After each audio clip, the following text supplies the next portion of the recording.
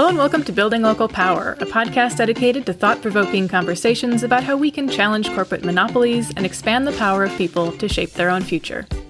I'm Jess Del Fiacco, the host of Building Local Power and Communications Manager here at the Institute for Local Self-Reliance. For 45 years, ILSR has worked to build thriving, equitable communities where power, wealth, and accountability remain in local hands. Today, I'm joined by ILSR's Chris Mitchell, as well as David Dayen, who is the executive editor of The American Prospect and the author of the new book called Monopolized: Life in the Age of Corporate Power. Welcome to the show. Well, thank you very much for having me on. Appreciate what you guys do. And Christopher, you personally and ILSR more generally were incredibly helpful to me in the reporting of this book. So thanks for all you do. Thank you. And it was nice to see my name in print. I thought I had one quote. I was excited to see I showed up more than once. So that was pretty wonderful. I aim to please. I should also say that I really appreciate your work in general, but this in particular has garnered you praise from the highest of sources from my point of view. And that's 2 days ago, Mirza Baradaran said that she just finished your book and she said, "Holy cow, it's good. First off, it's funny. Also, it made me super angry." And I don't think there's higher praise than that. Yes, it's the combination of someone making someone laugh and want to throw something is usually what I go for. So that worked out.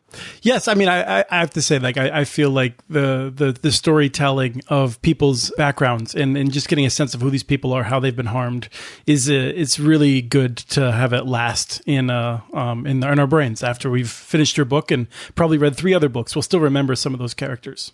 Yeah, I mean, that was the whole point. I mean, the idea was now is starting to be kind of a literature around anti-monopoly, stories about the history, stories about just the extreme amount of concentration within the economy generally. But what I felt was missing was that personal touch, that actually talking to people about the effect of monopoly on their daily life.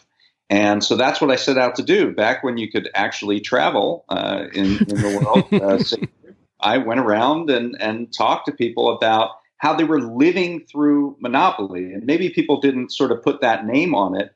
But when we talked about it and talked about the effects on their life from these large, sort of, in some cases, unseen forces, they understood it. I think that was sort of the best way to attack this problem and add value to it, was to really get at the human element. As you did that and talked to people, was there anything that surprised you? I mean, I think a lot of people might have, an idea of certain sectors that are more monopolized, but I'm curious if there was anything that on its surface, maybe we don't think of as a monopoly, but as you worked on this book, you found that, there's stuff going on behind the scenes or supply chains. I mean, this might not completely answer the question, but what did surprise me was how bipartisan the universe of people affected by this was and how much they knew that. I talked to someone who, her thing was she rented a house that was owned by a private equity landlord, and she had this terrible experience and found out that lots and lots of people are having this terrible experience. And she's a huge Trump supporter. The unit that she bought was owned by Invitation Homes, which is a division of Blackstone. Blackstone, of course, the CEO is Steven Schwartzman, who's a major confidant of Donald Trump. And so she's been writing these letters to Trump and Schwartzman on a daily basis. Another person I talked to actually for this, the chapter that you're quoted in, Chris, is this woman, Carolyn Horowitz, who, after I went through this whole thing about how she lives in a rural area and she can't get broadband, she's had this terrible experience, she tells me, "Oh, I'm a libertarian." And she talks to me about how Adam Smith knew that monopolies were a problem in his treatise in, the 18th century. So that did surprise me, that this does not cut left or right. This is something that affects all of us. People aren't necessarily, outside of people who are professional Democrats or Republicans, whatever, people who just sort of live through this, their partisan identification does not blind them to the problem of monopoly. When you started that answer, I thought you were going to go in the different direction. You talked about how people that are harmed by monopoly are across the spectrum. I thought you might be talking about former Secretary Vilsack and the number of Obama alums and others on the side that I think many of us would think of has been more anti-monopoly, or at least more anti-large corporations, the Democrats, and how many of them have been getting big paychecks and big paydays by working for big monopolies. Yeah, I wish that surprised me, but that's a good point. It's a different question.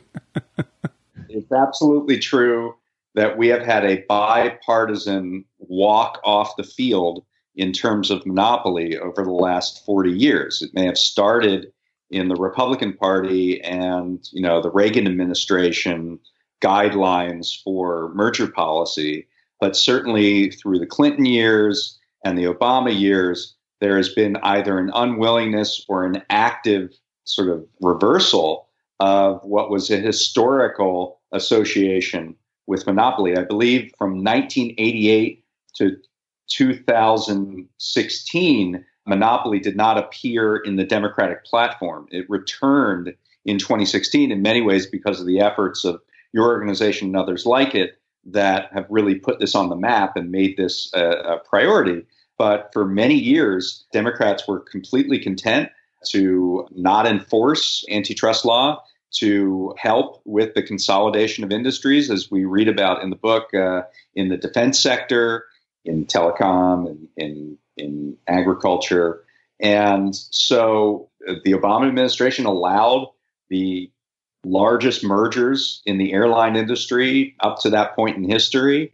They allowed the merger of Live Nation and Ticketmaster, maybe because Chief of Staff under Obama, Rahm Emanuel, his brother was on the board of Live Nation at the time, and just on and on. And there are a lot of stories like that. You mentioned Vilsack as well, who now works for the dairy industry. A lot of stories about that throughout the book. This is a bipartisan problem, and maybe it'll need a bipartisan solution. Well, much like calories don't count when you're on vacation, I think if you know someone who's involved in the monopoly industry, then it's okay to let them merge. Yes. That must be the rule, and since everybody knows somebody, then that's been how the last 40 years have transpired. Yeah, could we dig into that a little bit more? Just the pervasive influence of monopoly power in the political system on all sides. How does that contributing to major inequities like low wages, bad working conditions, etc.? Yeah, absolutely. I mean, it's actually pretty powerfully put across in the chapter on telecom and community broadband. So this is a long fight that I'm sure, Chris, you know about. You can tell it better than I can. But, I traveled to Chattanooga, Tennessee, which has the largest and fastest community broadband network in the United States and maybe the world. It's a 10 gig fiber to the home network that's put through the utility, which is a public utility. It's a Tennessee Valley Authority utility system. It's brought entrepreneurship back to Chattanooga. It assisted in education and telehealth, which was, now with the pandemic, we hear about this a lot, but this was even well before then. It's really been a boon to the community. And if you go 3 minutes outside of Chattanooga, you're back to dial-up. And the reason for that, it's not because those communities outside Chattanooga don't want high-speed broadband. It's because in the state of Tennessee, AT&T and Comcast got their legislators to pass a law that said that you can't deliver broadband service outside the service area if you're a public utility. And so you have this unbelievable dichotomy where you have this super fast broadband inside Chattanooga, and then outside you have kids going every night to Starbucks parking lots to try to catch the Wi-Fi so they can do their homework. And that is a pure political play. I mean, that is a pure conversion of economic power from the very concentrated telecom industry into political power. And it's not limited to Tennessee, of course. We have dozens of states that have these limitations on community Wi-Fi and community broadband. And even at the federal level, with the judiciary blocking the ability for cities like Chattanooga to move beyond their service area, and the FCC deciding not to contest that above the federal district court level, I believe. That was, I think, a good example of it. And you see it kind of throughout. This is why mergers don't get contested. This is why sometimes you see the Justice Department step in on the side of the monopolists in cases where they stepped in for Uber and Apple when cities and other entities were trying to put limits on them. And so this is just sort of something we see repeated over and over again. It has profound effects, not just on the quality of the products and services that we get. In the airline chapter, I talk about how this decade-long fight over legroom in planes has led to a situation where we're just squeezed like sardines. And what I talk about in the book is all of the ways in which monopolies are quite harmful beyond prices. I mean, we have this sort of directive set up by Robert Bork and people at the University of Chicago that the only thing that's important when you're looking at mergers is price. If you can get things cheaper from a merged company, then whatever else they do, it doesn't matter. That's okay. But, we're more than our Amazon Prime accounts, right? We're workers, we're citizens, we're entrepreneurs, we're small business owners. And that all matters as much, if not more, than just whether or not a merger makes a company more efficient. So I really try to shy away from sort of the price effects and look at all of these other ways in which monopolies have profound influence on society and really control lots of elements of our daily lives. Yeah, one of those things is something that I think we're starting to hear more about, but we haven't heard enough about yet, and that's around farm tech. And in particular, I think when we think about, you cover this well, how the monopolies on the farm hurt the people who own farms. It makes it harder for families to own farms. I mean, there's all kinds of things there. But nestled in there, there's this issue of who knows what's happening on all of the fields of America. And it's this sort of fascinating thing. And I've heard other people talk about this in terms of, in the future, will John Deere make more money making and selling tractors and repairing them? Or will it make more money gambling because it knows more about what the different futures will be for these fields than anyone else because they're the only ones with access to that information? Well, I thank you for picking that out because there are so many parts of this book that I thought, well, that could be the whole book.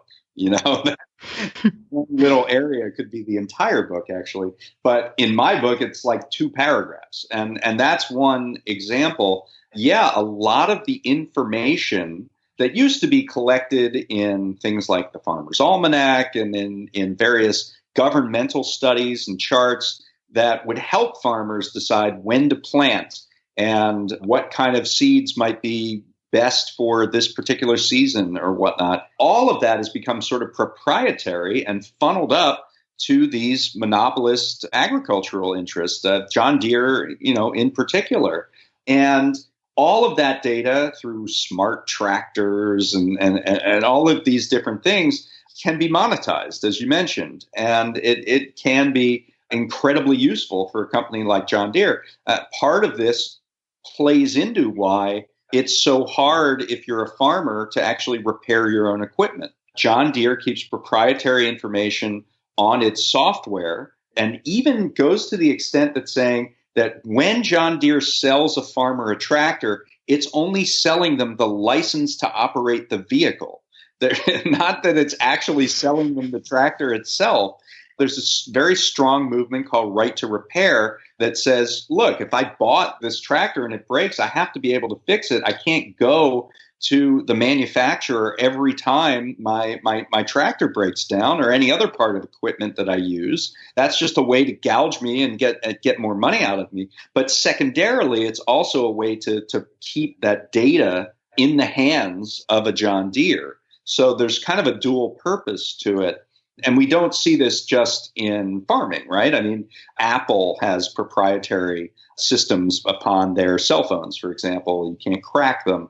And there's right to repair in all sorts of things. The military, I mean, that's one of the more interesting areas in which military contractors have proprietary locks on their equipment that they sell to military. And when troops are on the battlefield, they can't repair the equipment in theater. They have to send it back, or there's another case of when, now all of our used military equipment goes to local police departments through a program called 1033. So these local police departments get this thing and they can't fix it. They have to send it back, and it costs them more money than if they never had anything to do with this ridiculous piece of hardware that they probably shouldn't use on American streets anyway.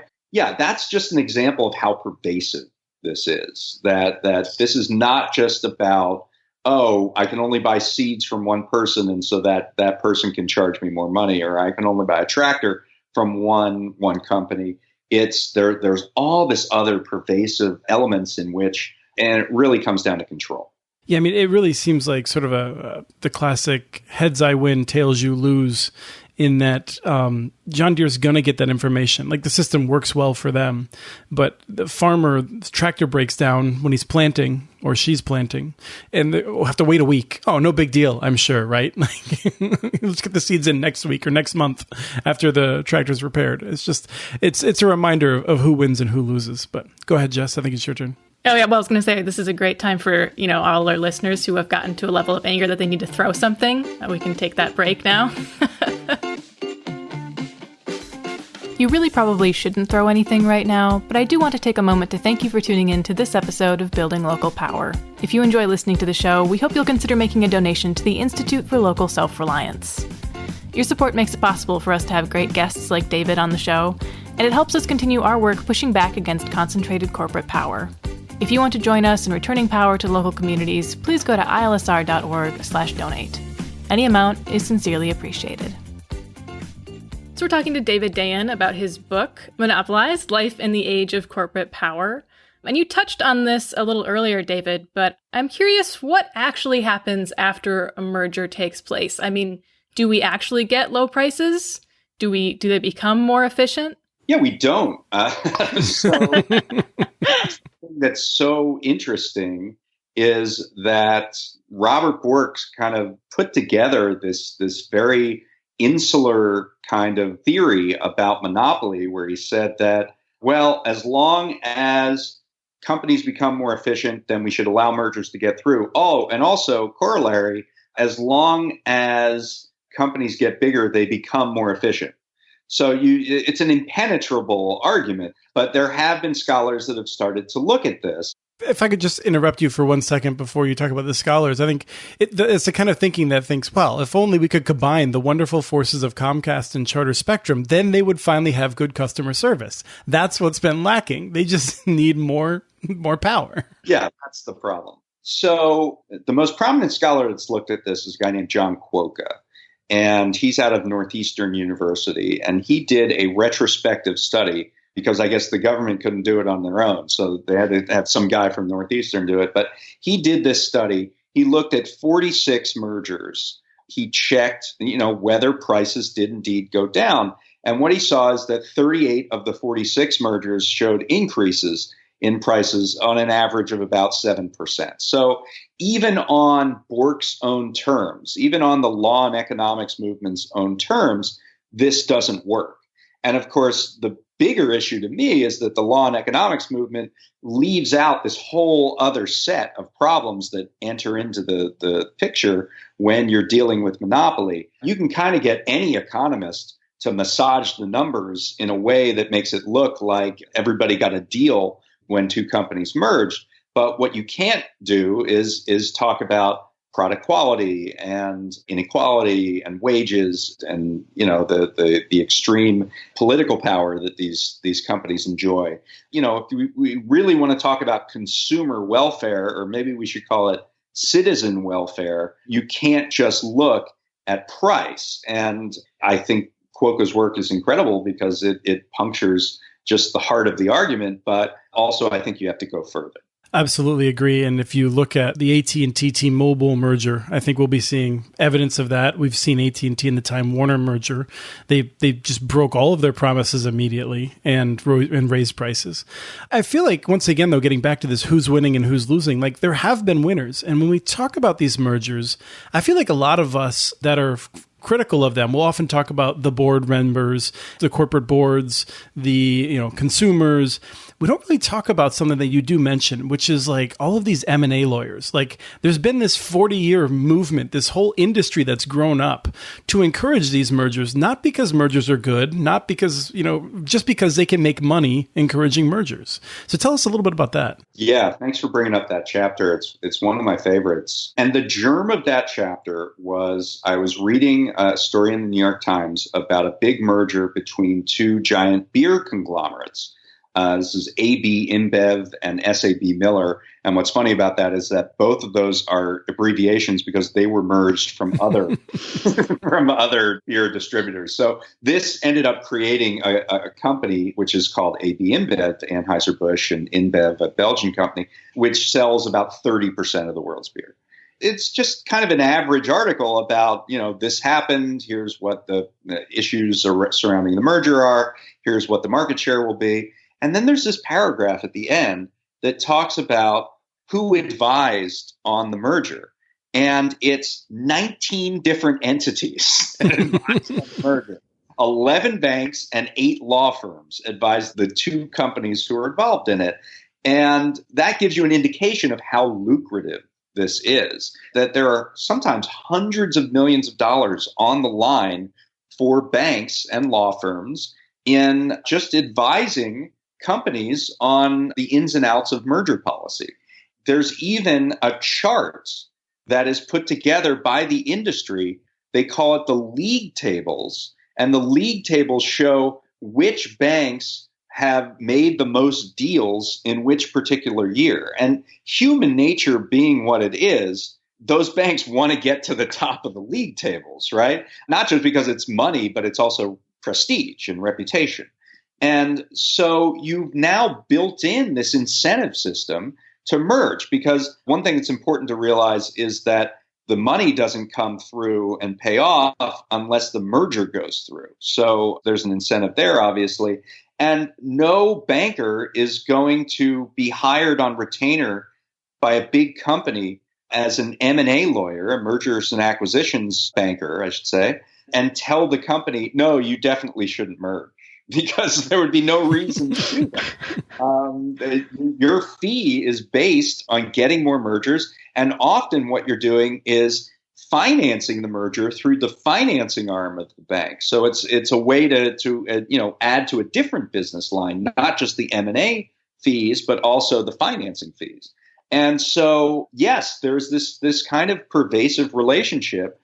It's also done through the way the merger contracts are set up that usually reward the top executives at these companies with golden parachutes. Golden parachutes sort of as an idea, the idea of buying off an executive, really came out of merger policy in the 1980s. It was a way to sort of buy off the executive who was going out the door.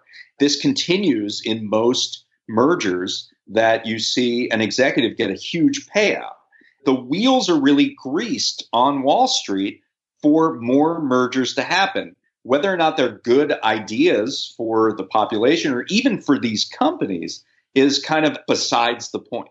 I think that's a really important point, because when we look at the results, and a lot of times we're focused on buying into the narrative that it would be good for them to merge. And like you mentioned with John Quokka, you're not actually the first to bring up his studies on this podcast, because I think it's important to understand that it's wrong outside the frame, and it can be wrong inside the frame too. Right.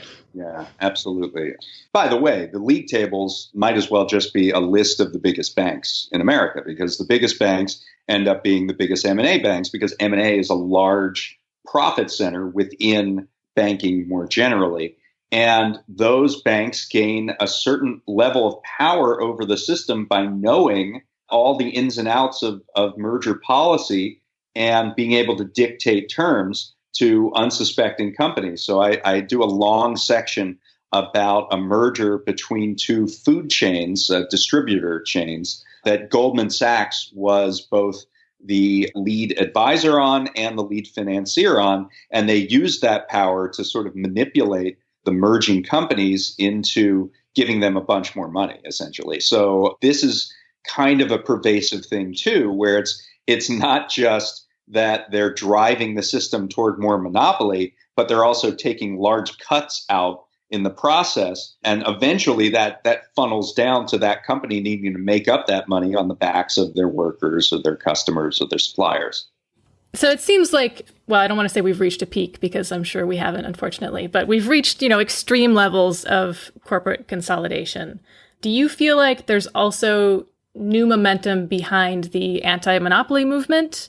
Do you feel like anything's changed with the pandemic? I mean, I'm sure your book was finalized before that became a part of our lives, but your thoughts on what's happening right now. I think there's momentum in both directions. There's no question that the pandemic has created a situation that will accelerate this monopoly problem.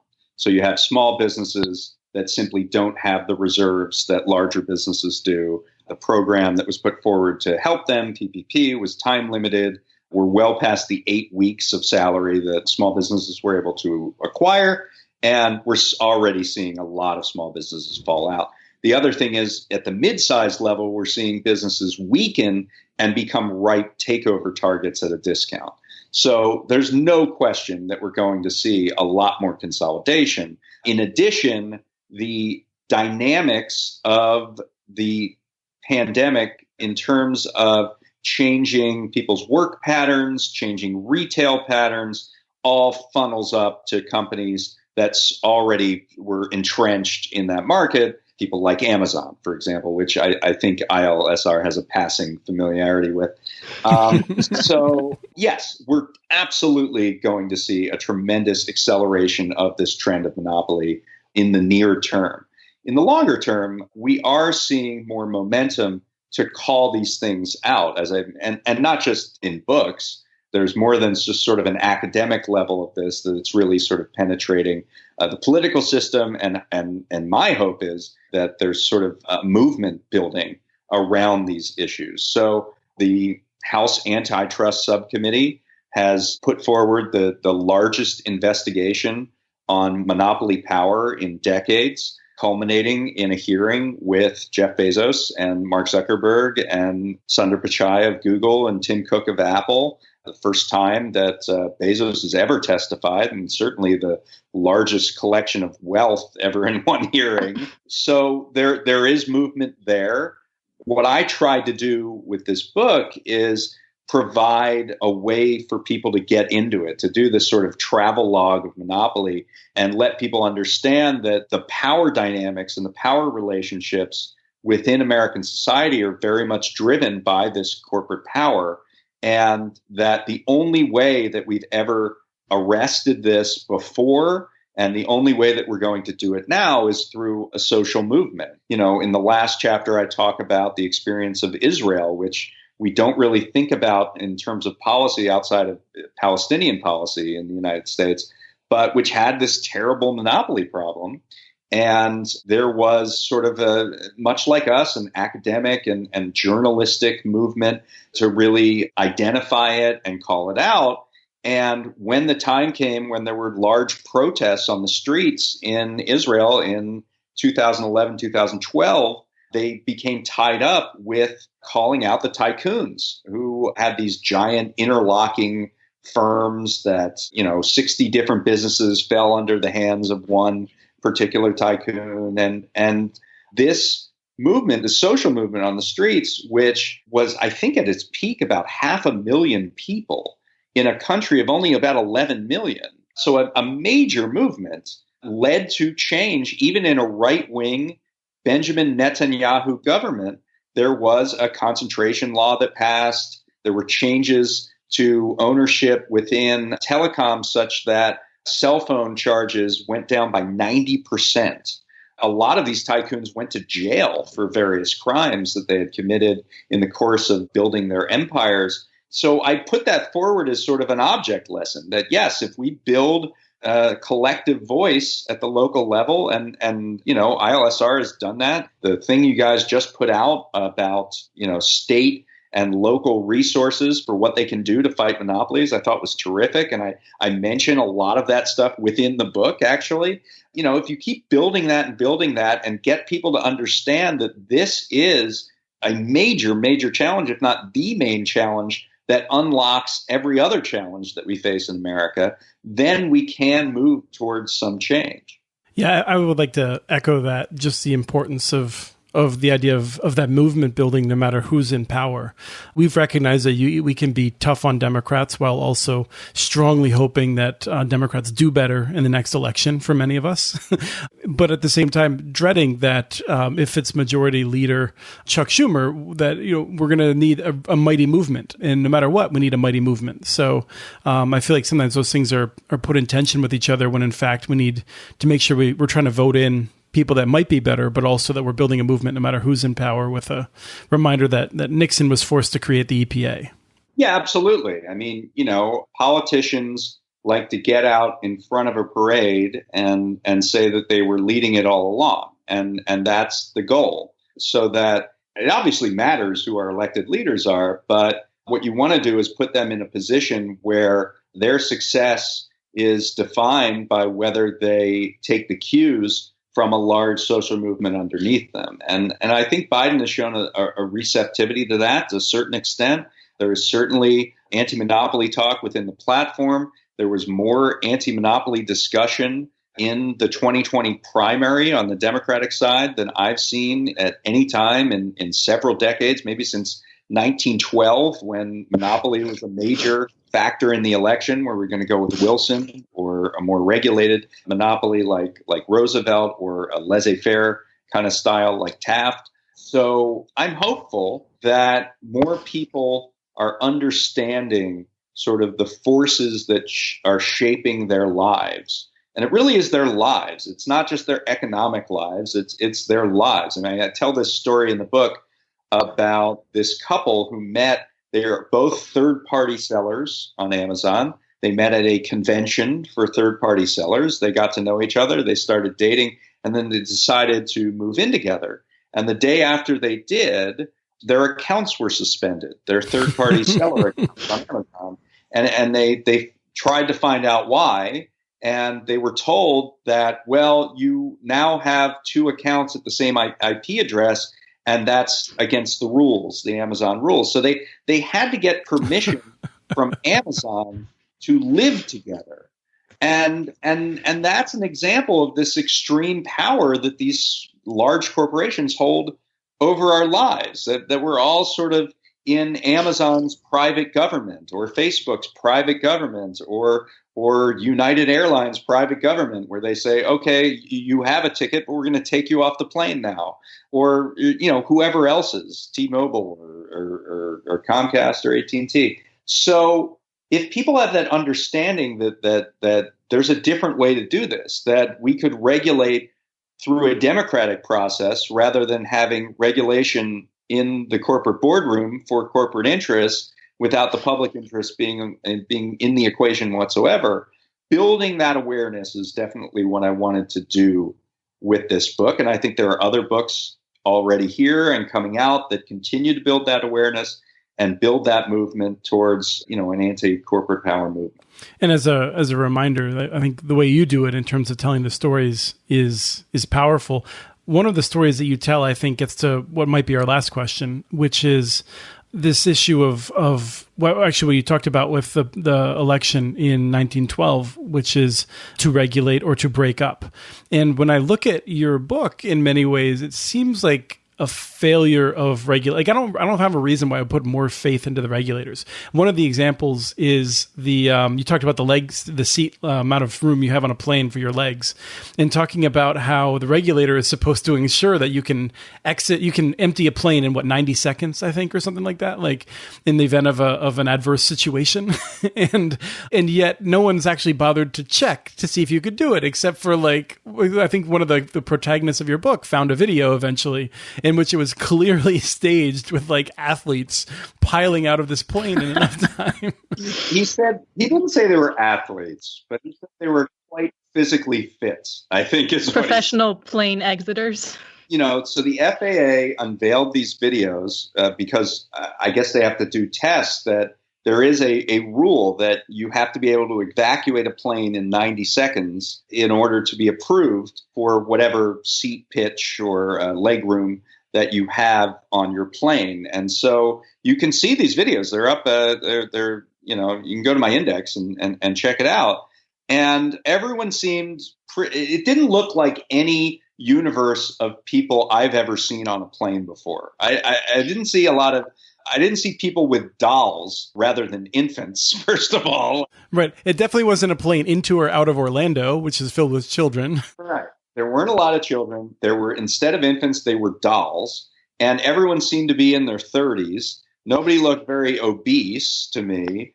It just didn't seem like a representative sample. And it was very regimented in a way that people in an emergency wouldn't be. Like, everybody knew what they had to do, right? And they did it several times until they got it right. You'll keep doing the video until you get off the plane in the right amount of time. And once they gave enough videos that made this work out, the FAA allowed this to go forward. So, I mean, it was a convoluted question I asked you, but when you look at things like that, does that just suggest that we should err away from regulators? And I mean, ILSR is much more in the break them up camp. And these aren't separate camps. I mean, there's overlap and things like that. But I've really lost faith in the ability of us to regulate our way out of this. Right. That's interesting. You know, I think there's a place for a number of strategies.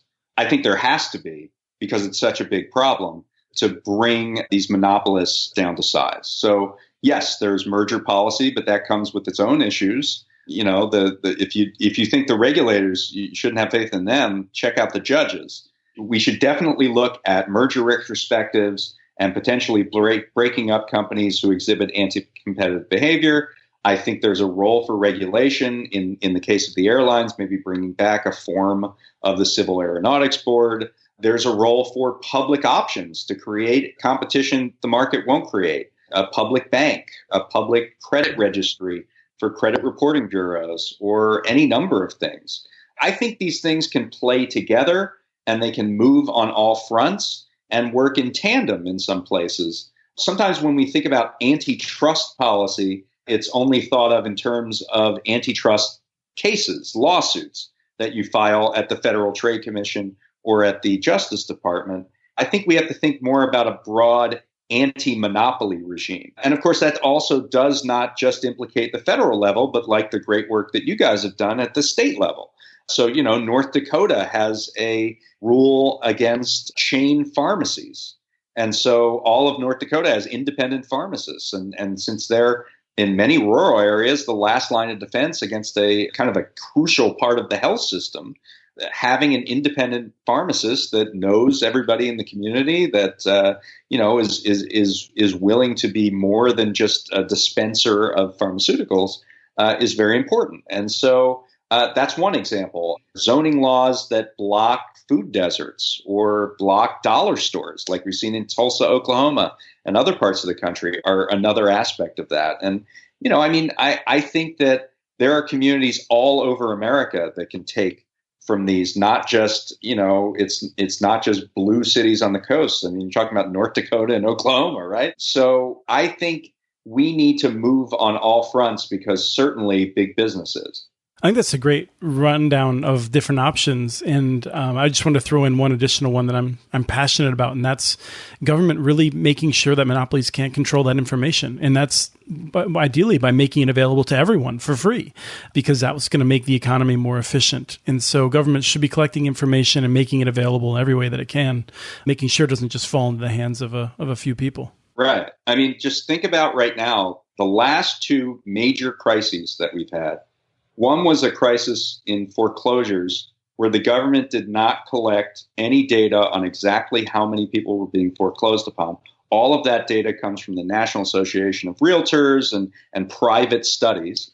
And then this current pandemic, where the major set of data comes from either Johns Hopkins University or the COVID-19 tracking project, which is a journalistic project out of the Atlantic. The government does not collect at a federal level in an organized way the data on hospitalizations and testing and cases. CDC does some of this stuff, but it's not seen as the gold standard. And so reinvigorating public data is a major part of this. I absolutely agree. It's just evident in the last two sort of major breakdowns and failures of the country that we didn't have the data to understand, track, and try to fix these major problems. So that's a very good point. So we've run over, and one thing we used to do is do recommendations, but I'll just mention that there's another book, if people really enjoy this, that they could read called Chain of Title, which deals with that foreclosure crisis, your previous book. Then the other thing is that the state and local policy guide that you referenced is available on ILSR.org. It's a great resource that tracks a lot of these local and state policies that people can introduce and more information around them. That's great. Let me just also say, just to be generous, there are more books on this issue that are already out or coming out very soon. Zephyr Teachout has a book called Break 'em Up. Barry Lynn of the Open Markets Institute has a book called Liberty for All Masters, which is coming in the fall. Matt Stoller's Goliath goes into the history of this. Tim Wu's The Curse of Bigness. There are a couple books about the tech industry by Franklin Foer, World Without Mind, and a book by Jonathan Taplin called Move Fast and Break Things. There really is a full bookshelf now on this anti-monopoly situation. I'm happy to see it, and I hope that it will spur more discussion of this and give it a bigger role in our policy debates. Well, thank you for joining us today, David. This has been great. We'll definitely link to a lot of those resources as well as your new book in the show notes for this episode, and encourage everyone to check it out, because if you listen to this podcast, I'm sure it's content you'd be interested in. All right. Thank you very much, and thanks for all you do. Thank you for tuning in to this episode of the Building Local Power podcast from the Institute for Local Self-Reliance. You can find links to what we discussed today by going to ilsr.org and clicking on the show page for this episode. That's ilsr.org. While you're there, you can sign up for one of our mini newsletters and connect with us on social media. Finally, you can help us out with a gift that helps produce this very podcast and supports the research and resources we make available for free on our website. You can help us out by rating this podcast and sharing it with your friends on Apple Podcasts or wherever you find your podcasts. The show is produced by Zach Fried and me, Jess Del Fiacco.